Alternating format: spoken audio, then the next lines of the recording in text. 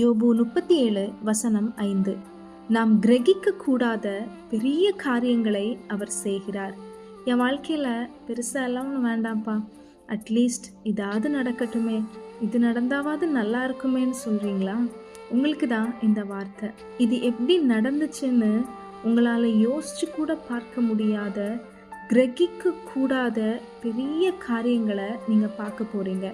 உங்களுக்கு முன்பாக இருக்கிற அந்த காரியத்தை பார்த்து இது எப்படி நடக்கும் அப்படின்னு நீங்க பார்க்காம, பெரிய தெய்வமாகிய என் அப்பா இதை எப்படி செய்ய போறாங்க அப்படிங்கிற ஒரு ஆவலோட காத்து கொண்டிருங்க.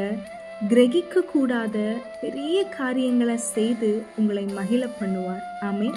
Have a wonderful day. God bless you. காரியம் செய்வீர் சர்வ ஞானியே, உம்மை ஆராதிப்பேன்.